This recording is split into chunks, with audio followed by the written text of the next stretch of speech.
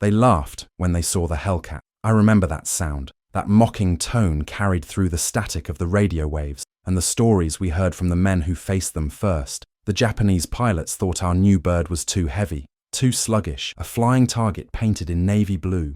They said their Zeros would dance circles around us before we even got our guns hot. I used to laugh too sometimes, before I saw what they could do, before I saw what fire looked like on water, what fear sounded like it came through a friend's last breath. That laughter stopped meaning anything once I sat inside the cockpit of the F6F for the first time, with my gloves tight, my heart hammering against the harness, and the scent of fuel and salt in. I could feel her power the moment the propeller started spinning, the deep growl of the engine shaking through my bones. She wasn't built for elegance, she was built to endure. That's what I told myself as the deck of the carrier slipped away beneath me and the ocean spread out like an endless mirror, reflecting the dawn and my own uncertainty. I'd flown Wildcats before, and those things felt like toys compared to this monster. The Hellcat was heavier, tougher, meaner. She didn't ask for finesse. She demanded control. You didn't fly her, you wrestled her, and she respected you. Somewhere below, the ship grew smaller, the men who cheered us off fading into dots of white. Then came the radio crackle, that thin metallic voice reminding us we were entering enemy skies. My stomach turned cold, the way it always did before combat, a feeling that no amount of experience ever cured. I looked out at the formation, 6 of us flying tight, our shadows slicing across the clouds. We were just kids, really. Most of us couldn't grow a full beard. But in that sky, none of that mattered. Up there, experience was written in survival, not years. The first time I saw a Zero up close, I was shocked by how small it looked, how graceful, like a dragonfly made of silver and rage. It didn't move like anything human. It danced. I'd heard stories from the veterans at Midway, how the Zero could outturn anything we had, how they came out of the sun like ghosts, and how sometimes you never even saw them coming. The worst part was the silence. You never heard them until it was too late.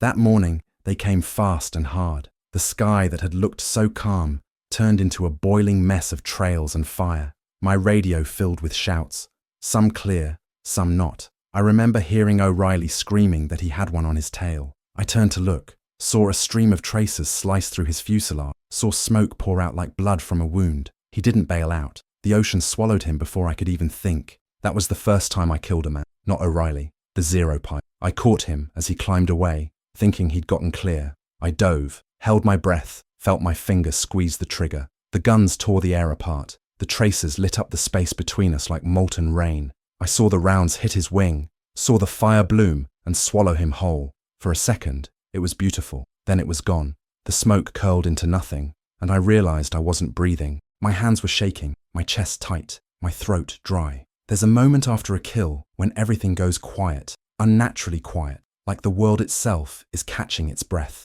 It's not victory, it's shock. It's a kind of grief that doesn't have words yet. The Hellcat could take punishment. I learned that fast. Bullets tore through her wings. The cockpit rattled, but she kept going. I took hits that would have shredded a Wildcat, and she just groaned, as if reminding me to stay in the fight. The Japanese underestimated her, just like they underestimated us.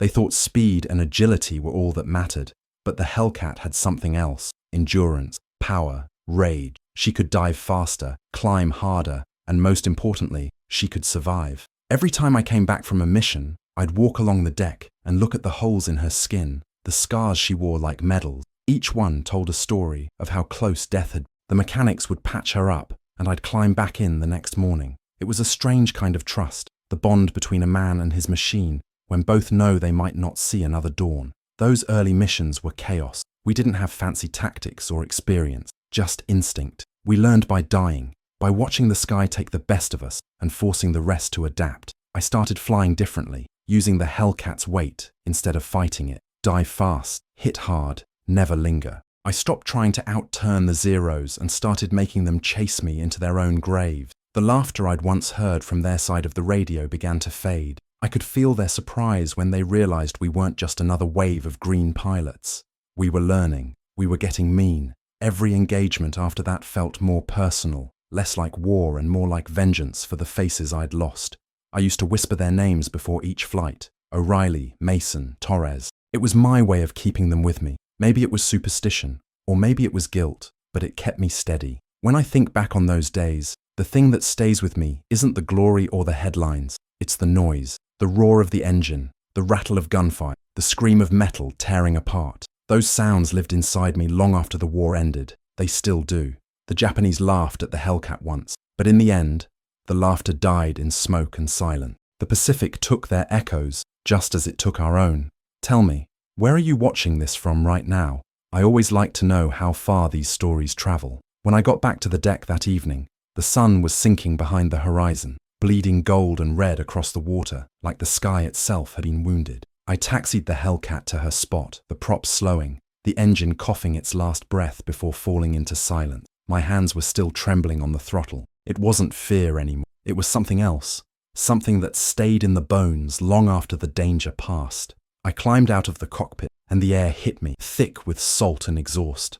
And I looked around at the other planes landing, or what was left of them. Some came back smoking, limping on torn wings. Others didn't come back at all. You learn not to count how many go out and how many return. That kind of math will drive a man insane. Instead, you count the scars on the ones that did, and you say nothing. The deck crew moved fast, shouting orders, refueling, patching holes.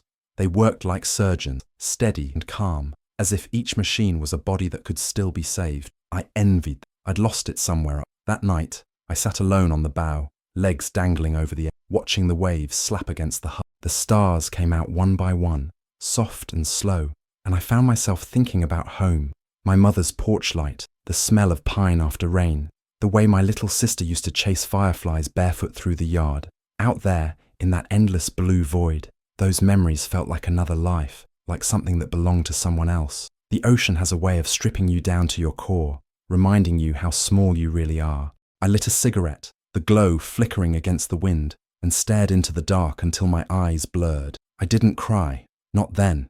I was too numb for that. The first time I cried was weeks later, when a letter from home arrived, and my buddy O'Reilly's name wasn't in it anymore. His mother had written me instead. She thanked me for being his friend, said he'd spoken about me in his last letter, said I'd kept him brave. I didn't know what to write back. What could I say? That he'd screamed before he hit the water, that I still heard his voice every time I closed my eyes. I folded that letter and kept it in my jacket pocket, close to my heart. It stayed there for the rest of the war. Maybe it still would be if I hadn't lost that jacket in Okinawa. Each day bled into the next. Takeoff, fight, return, repair, repeat. The Hellcat became more than a machine. She was my world, my only constant. I started talking to her like she could hear me. Before every mission, I'd pat her nose and say, "Let's bring each other home." The other pilots laughed at first, but soon they did it too. Superstition becomes routine, and routine becomes survival. The Japanese didn't laugh as much anymore. Their Zeros were still fast, still deadly, but the Hellcat was a predator now. We had learned their tricks, learned to use our strengths, to fight dirty when we had to. The tide was shifting. I remember one mission over the Marianas, where we went in at dawn. The light was so bright it made the ocean look like glass, and you could see the reflection of the planes miles before they reached you. That morning, we tore through them, 6 of us against at least 12. It should have been suicide, but the Hellcat's claws dug deep. That I shot down 2, maybe 3, I can't be sure. Counting kills never sat right with. You see the fire, you see the wreck, but you never see the man. That distance is what keeps you sane, because if you let yourself imagine his face, you'll never sleep again.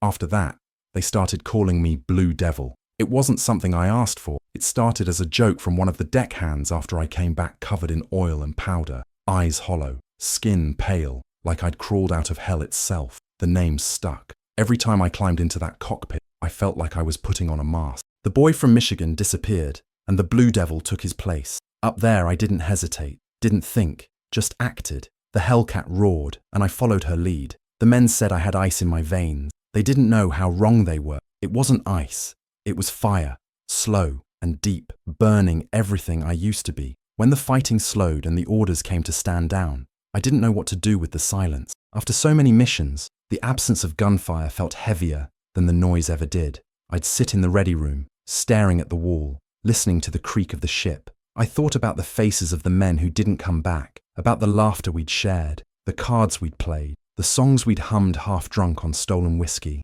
The war was still going on, but for some of us, it was already over. We'd given too much of ourselves to it. The rest was just the body catching up. I started writing in a small notebook then, just scraps of memory, things I didn't want to forget but couldn't bear to say out loud. I wrote about the sky, the smell of burning fuel, the way the ocean looked from 20,000 feet. I wrote about fear too, not the kind that makes you freeze, but the kind that stays even after you survive. That whisper in your ear that asks, why you and not him? I still hear that whisper. Maybe that's why I tell these stories now, to make sense of it, to remind myself that it all happened, that we were there, that the laughter stopped because we refused to die quietly. If you're listening to this and you've ever felt like giving up on something, like the odds are stacked too high, remember this. Sometimes the difference between falling and flying is just refusing to let go.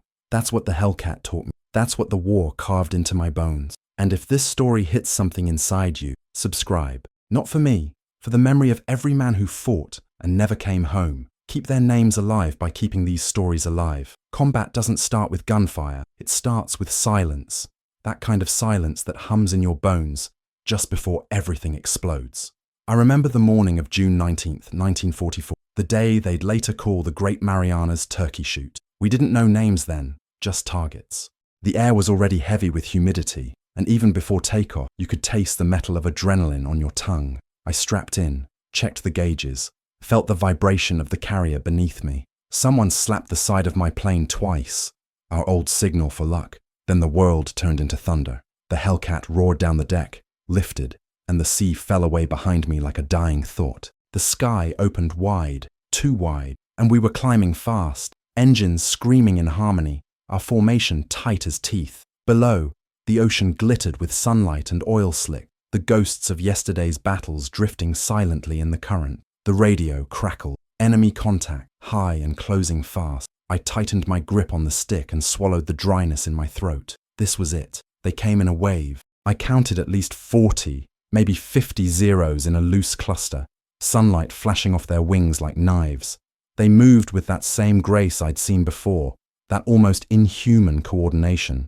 But this time, we were ready. We had height, we had numbers, and most of all, we had Hellcat. The moment the first tracers streaked past, instinct took over. Training fell away. The mind doesn't think up there, it reacts. I rolled hard to the right, felt the G-forces crush me against the harness. My vision tunneled, the world narrowed into bursts of light and motion. I fired without thinking, short bursts to keep the guns from overheating. I saw pieces of metal flash off a Zero's fuselage as I passed. No time to confirm a hit, no time for anything but survival. The sky turned into a storm of intersecting paths, arcs of smoke, trails of fire, shadows moving faster than thought. A Zero came out of the sun behind me, its bullets snapping through the air like invisible whips. I dove hard, pulled the throttle wide open. The Hellcat shuddered, the engine screaming in protest, but she held together. I could feel her muscles, steel, oil, heat, fighting against gravity. The Zero followed, but I had power. At low altitude, I cut throttle, let him overshoot, and in that instant, I saw his canopy flash past. I pulled the trigger. The guns ripped through the air, tracers stitching across his body. His plane erupted in a bloom of orange fire, falling so fast it seemed to vanish into the sea. 1 second there, the next, nothing. I didn't feel joy, just emptiness. There's no time to feel when death is that close. Another call over the radio, 2 of ours down, 1 missing. The sky was chaos, full of voices breaking, engines dying, wings snapping. I remember the smell of burning fuel mixing with the salt air, sharp enough to sting the back of your throat. I climbed back up through the smoke, scanning for friendlies. To my left, Mason's Hellcat was trailing thick black smoke, but he was still flying, still fighting. I got on his wing and covered him while he limped toward the fleet. We didn't talk. We didn't need to. Sometime, just seeing another silhouette in the corner of your eye was enough to keep you going. The fight stretched on for hours, or maybe minutes. Time meant nothing. You live inside seconds up there. Each one could be your last. I remember chasing another Zero through a cloud bank, the sunlight flickering through the mist like flashes from a broken film reel. I lost sight of him for half a heartbeat. That was all it took. He rolled behind me, and suddenly, I was the hunted. Bullets cracked against the fuselage. Glass splintered near my head. I felt a sting on my cheek, warm blood sliding down. I didn't look at it. I kicked the rudder hard, rolled inverted, and dove straight toward the ocean. The altimeter spun like a mad thing. 2,000 feet. 1,000. I could see the waves rising fast. I waited until the last possible second, then pulled back with everything I had. The Hellcat screamed, wings bending, the frame moaning under the strain, but she held. The G's hit like a hammer. My vision went black around the edges, but I leveled out. The Zero wasn't so lucky. He followed me too low, too late. I saw him hit the water nose first, vanish in a white burst of spray. The ocean closed over him as if he'd never existed. When I climbed back to altitude, the battle was thinning. Smoke trails hung like scars across the sky. The radio was a blur of voices, some shouting coordinates, others just static. I spotted 3 more Hellcats regrouping to the west and fell in with them. We were all running low on fuel and ammo, but we stayed close, scanning the horizon for stragglers. That's when I saw it. One last Zero, limping home, engine coughing black. I don't know what made me follow him. Maybe vengeance, maybe mercy. I caught up easily. The Hellcat had speed on its side. When I lined up the shot, I hesitated. Through the canopy, I could see his head turn slightly. For a split second, our eyes met across that impossible distance. He knew. I knew. He didn't try to escape. I fired once. Just once.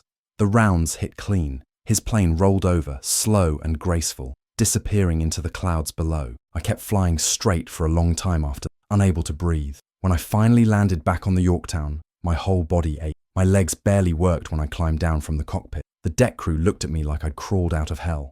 Maybe I had. Mason's plane made it too. Barely. We didn't talk about what happened. We never did. The men we lost that day were names on a list by the next morning. The brass called it a victory. They said we'd destroyed nearly 400 enemy planes for minimal losses. They called it a triumph of American engineering, a turning point in the Pacific. Maybe they were right, but standing there on the deck, watching the ocean swallow the sun, it didn't feel like triumph. It felt like exhaustion, like the sky had taken something from all of us that we'd never get back. That night, I couldn't sleep. Every time I closed my eyes, I saw the flashes, the smoke, the faces. I'd wake up drenched in sweat, gasping, my fingers curled as if I were still gripping the stick. The war was far from over, but a part of me already was. I started to wonder if maybe survival wasn't luck at all. Maybe it was punishment. Maybe the ones who went down got the better deal. But the next morning, when the order came to fly again, I went. We all did, because that's what you do when the world's on fire, and your only choice is to keep it from burning worse. You fly, you fight, you live another day if you can, and sometimes that's enough. The war didn't end with victory. It ended with silence. That's the part nobody tells you, how quiet the world becomes when the shooting stops, and how that silence feels louder than the gunfire ever did. When we left the Marianas, the air still smelled like smoke, and the ocean was littered with the wrecks of men and machines. They said we'd turned the tide, that the empire was bleeding now, but all I could think about was how empty the sky looked. For weeks after, we flew patrols over waters that felt haunted. You'd see debris floating, a wing, a shoe, sometimes a helmet. The sea kept its secrets, and I learned not to look too closely. It was easier to pretend those fragments were just things, not reminders of people who used to laugh beside you in the mess hall. Every morning I'd wake to the same sounds, engines warming, steel boots on deck, the thud of catapults launching men into fate. It became routine. We stopped thinking about tomorrow because tomorrow was a rumor, something fragile and distant. The Hellcat was still my anchor. I'd sit in her cockpit long after the missions were done, staring at the gauges, the scratches, the fingerprints of 100 takeoffs and landings. The canopy glass was clouded from salt and sun, and I liked it that the world looked softer through it, less real. The crew would sometimes find me there after midnight, cigarette burning low, helmet in my lap. They'd joke that I slept better in that plane than in my bunk. Maybe I did.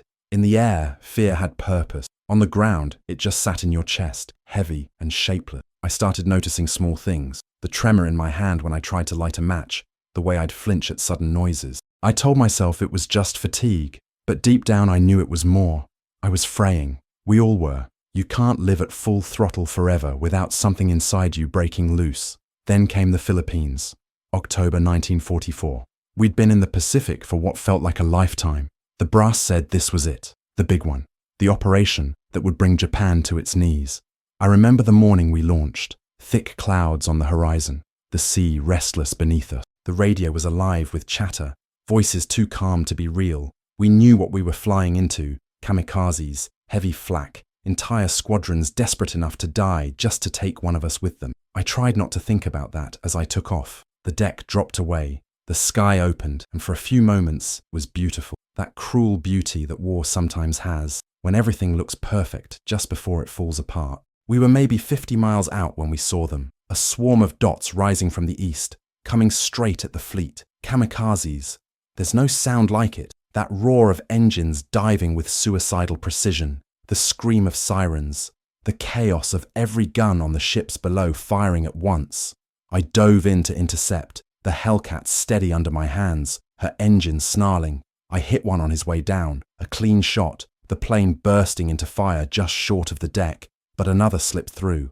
I watched him crash into the carrier next to her, the explosion blinding. I still see it when I close my eyes. Men running on fire, metal melting, screams swallowed by smoke. We fought for hours that day, until the sun was gone and the sky turned black. When I landed, the air was thick with the smell of burnt oil and death. The carrier beside us was still burning. The sea was on fire too, patches of floating flame that drifted like lost souls. That night, I sat with Mason. He was different now, quiet, hollow-eyed, the jokes gone. We shared a flask of something sharp and cheap, staring at the flames on the horizon. He said, "You ever think about what happens when it's over?" I didn't answer. I didn't want to. He laughed, a low, bitter sound. "Maybe that's the trick," he said. "Maybe it's never really over." I looked at him, and for a second, I saw how tired he was. Not physically, soul, tired. The kind of exhaustion that no sleep can cure. 2 days later, Mason's plane took a hit over Leyte Gulf. He didn't make it back. They said he went down trying to shield another pilot. That sounded like him. Brave to the last. Stupidly brave. I never found out if it was true, and I never asked. Some truths are too heavy to carry. After that, something in me shut off. I still flew, still fought, but it was like watching someone else move my hands. The fear was gone, replaced by a strange calm. I didn't care if I lived or died. I just wanted it to end. We all did. The newer pilots looked at us like we were legends, but we weren't. We were ghosts wearing flight suits. I remember landing one afternoon, walking past the line of damaged planes and seeing my reflection in the metal. I barely recognized the sunburnt skin, the cracks around my eyes, the way my face had hardened. I wasn't the boy who left Michigan anymore. I wasn't even sure I was human anymore. The letters from home kept coming, but I stopped opening them. Each one felt like a message from another planet. I didn't know how to explain to my mother that I didn't remember what peace felt like. The world before the war seemed like a dream someone else had. And yet, in the quiet moments, I found myself missing things I hadn't thought about in years. The smell of coffee in the morning, the sound of rain on the roof, the way laughter used to come easy. Those memories became like tiny lights in the dark, just enough to keep me from going completely numb. Sometimes, when the night was still, I'd look out at the endless water and think about the men we lost, where they might be now, what stories they never got to tell. It's strange how the dead can feel closer than the living when you've seen enough of both. I'd whisper their names into the wind, just to make sure someone still said them. Maybe that's all remembrance really is, refusing to let silence erase the voices that once filled it. If you've ever lost someone and carried that weight like a secret in your chest, tell me in the comments what helps you keep going. Or if words are too hard, just write this: "I still remember." Sometimes that's all it takes to keep a story alive. Coming home wasn't the relief I thought it would. When the war finally ended, they told us to stand down, to pack what little we had, and prepare to ship back. No ceremony, no real closure, just an order. I remember stepping off the carrier for the last time, the ocean stretching behind me like a graveyard of everything I used to be. The dock was crowded with families holding signs, waving flags, crying into each other's shoulders. Somewhere in that noise, I should have felt something: joy, gratitude, peace. But all I felt was a strange quiet, like I'd stepped into a world that had kept spinning while I'd been stuck in the air, suspended between life and death. A woman ran past me to hug her husband, and their laughter sounded like music from another era. I just stood there, bag in hand, the smell of salt and fuel still clinging to my clothes. The ground felt wrong under my feet, too still, too solid. The train ride home was long. I sat by the window, watching the countryside roll past like a film on repeat. Farms, forests, rivers, all untouched by war. The other passengers smiled, talked, laughed softly. I couldn't join in. Every time the whistle blew, I jumped. The sudden hiss of steam felt like incoming flak. When the train passed through tunnels, my chest tightened. Darkness pressed in. and for a few seconds, I was back in the cockpit, blind, waiting for tracers to find me. I didn't talk to anyone. I just kept watching, trying to remember how to breathe like a man who wasn't still fighting. When I reached my hometown, nothing had changed and everything had. The station looked smaller, the streets narrower, the faces older. My mother met me on the platform, her eyes shining with tears she tried to hide. She looked the same, but I wasn't the same son she remembered. Her hug was soft and trembling, and I stood stiff at first, afraid that if I let go, I'd break. She took me home, fed me pie, asked gentle questions I couldn't answer. My sister had grown taller. Her laugh filled the house again, and I envied how light she still was. My father had died before the war. I wondered what he would have thought of me now, if he would have recognized the man who came back. That night, lying in my old bed, I listened to the crickets outside and realized it was the first time I'd heard real silence in years. But instead of comfort, it made me restless. The dark room felt too open, the air too still. I missed the roar of the engine, the vibration of the cockpit, the sound of purpose. I missed the Hellcat. Days passed in a blur of polite conversations and forced smiles. People wanted stories. They wanted the movie version, the victory, the heroics, the easy courage. I tried to give them that at first. I told them about the Marianas, about the Zeros, about the medals they pinned on me. They clapped, nodded, called me brave, but I could see their eyes glaze when I hesitated, when I said the parts that didn't fit the story they wanted, the fear, the doubt, the friends who vanished mid-sentence. No one wanted to hear about. They wanted legends, not truth. So I stopped. I started walking instead, miles each morning, down empty roads that smelled of dust and rain. Some days I'd end up by the airfield outside town, where crop dusters buzzed low over field. I'd stand by the fence and watch them turn, slow and clumsy compared to what I'd flown, but graceful in their own way. The sound of their engines always did something to me. It stirred something alive and something broken. I tried working for a while, factory job, steady hours. The noise and rhythm helped at first, kept my mind from drifting. But then came the nightmares. I'd wake drenched in sweat, heart pounding, the room spinning. I'd hear the roar of planes, smell smoke, see faces I couldn't save. Sometimes I'd wake up shouting, fists clenched, the name Mason still burning in my throat. My mother would rush in, light the lamp, and I'd tell her it was nothing. She'd nod, though I could see the worry in her eyes. She didn't know how to reach me, and I didn't know how to come back. The war had taught me how to fight, not how to live after. I started drinking then, not to forget. Forgetting was impossible, but to quiet the noise. The bar downtown became my refuge. Other vets came too, men with the same hollow look, the same haunted silence. We'd sit together, not talking much, just sharing the same air, the same ghosts. Every once in a while, someone would break the quiet with a story, a name, a laugh that cracked halfway through. Those were the only times I felt understood, not healed, just seen. There's comfort in knowing someone else carries the same weight. Sometimes when the whiskey had burned enough to numb me, I'd close my eyes and imagine flying again. The feeling of lift, the sound of the prop cutting through the wind, the sun flooding the canopy. For a few seconds, I'd forget the fear, the death, the loss.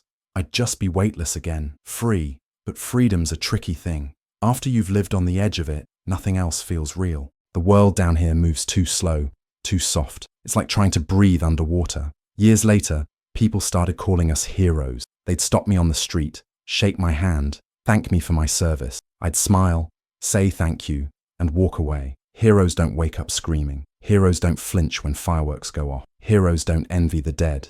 I wasn't a hero. I was just lucky enough to live with my ghosts instead of joining them. Even now, when I hear the low rumble of a plane passing overhead, I look up every single time. Part of me still expects to see smoke, to hear a voice in my headset, to smell the fuel and salt. That part of me never came home.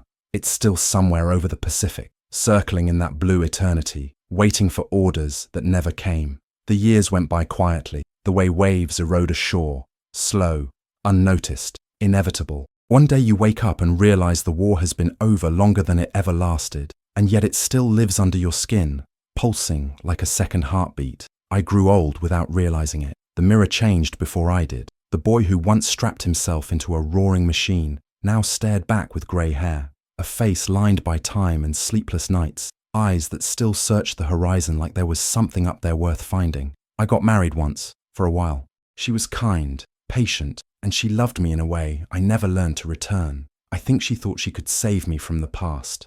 I let her believe that at first, but wars don't end with treaties, they just change fronts.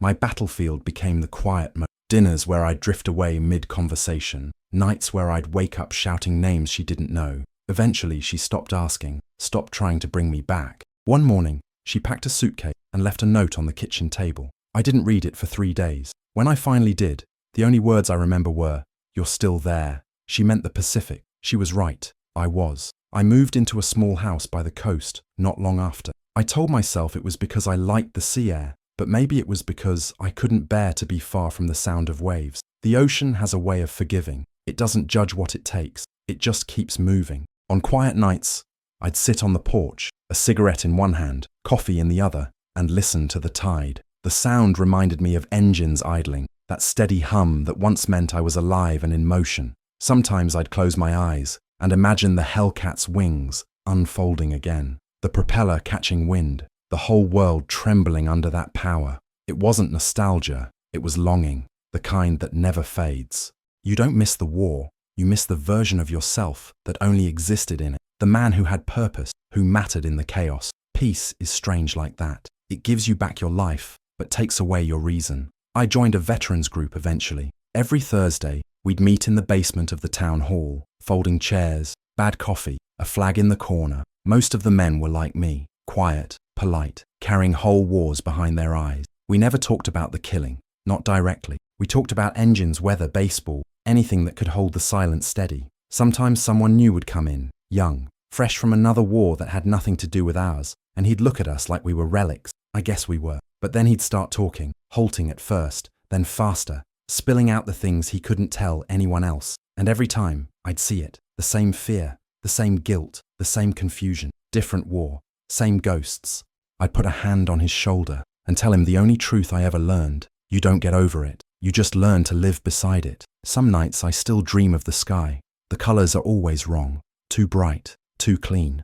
But I know it's the Pacific. I can feel the weight of the flight helmet, the smell of oil and sweat, the vibration of the stick in my hand. The sun blinds me, and then there they are, zeros, distant and glinting. I climb to meet them, heart steady, fear long gone. I pull the trigger, but no bullets come, just silence, always silence. That's when I wake up, chest tight, tears already burning. I sit on the edge of the bed until the world catches up. The dreams don't scare me anymore. They remind me I'm still here. Maybe that's enough. People sometimes ask if I'd do it again, knowing what it costs. I never know how to answer. Part of me wants to say no, that no cause is worth what it does to a man's soul. But another part, the part that still feels the rush of takeoff, the weightlessness before a dive, whispers yes. Because in those moments, I was more alive than I've ever been since. The sky stripped away everything false.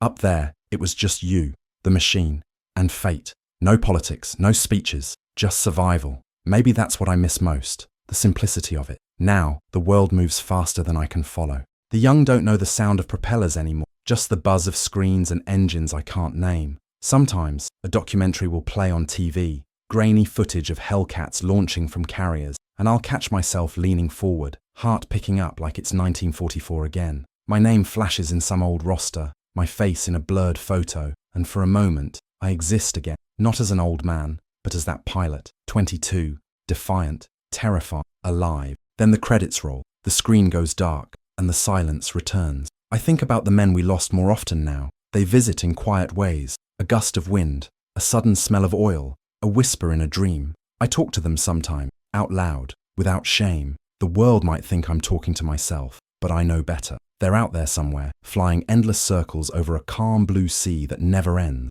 And one day, when the sky opens again, I'll climb back into my Hellcat, feel that old rumble, and follow them home. I spend most mornings by the water now, the same stretch of coast I moved to years ago, only quieter, lonelier, and somehow more beautiful. The tide never stops coming, never stops pulling away, like time itself breathing in and out. I sit with my coffee, watch the horizon turn gold, and listen to the gulls crying over the surf. It's strange how peaceful the world can be when you stop expecting it to give you answers. I used to think I needed to understand what it all meant, the war, the losses, the survival, but I've come to see that some things aren't meant to be understood. They're just meant to be carried. And maybe that's what memory really is, carrying the weight of everything that shaped you without letting it crush you completely. Sometimes, young people stop to talk. They see the cap I wear, old, frayed, embroidered with Hellcat Squadron, and they ask if I really flew one. I tell them I did, a long time ago, back when the sky still felt infinite and the world seemed worth fighting for.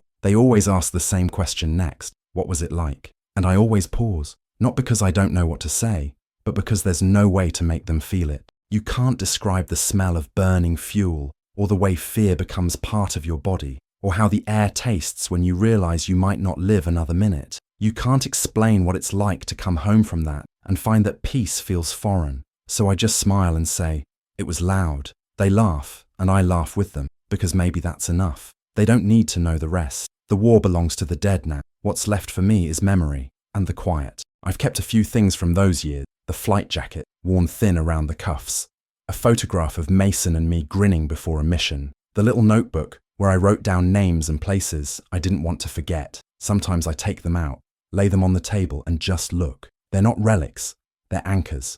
Proof that I was there, that I lived through the fire and came out the other side, scarred but standing. People say time heals everything. I don't believe that. Time just teaches you how to live with the pain until it becomes part of you. Healing isn't forgetting, it's remembering without breaking. At night, when the house is quiet and the sea wind moves through the trees, I talk to the boys again, the ones who didn't make it back. I tell them about the years they missed, the way the world changed, the things they fought for that they never saw come true. I tell them I still see them when I close my eyes. I tell them I'm sorry, though I don't know for what any. Maybe for living when they didn't. Maybe for the things I did to make sure I did.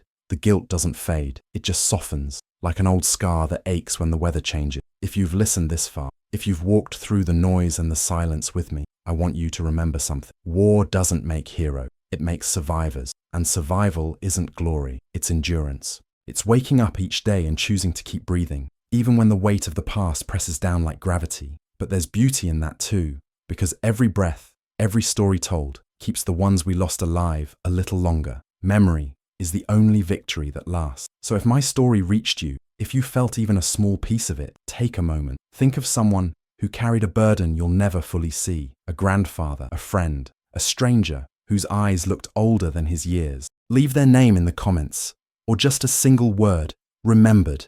That's all I ask. That's all any of us ever really wanted, to not be forgotten. And if you want to keep hearing stories like this, real ones, the kind that still smell of oil and rain and blood and hope, then stay with me. Like this video, subscribe, not for me, for them, for every man who climbed into the sky and never came back down. As long as someone listens, as long as someone remembers, none of us are really gone.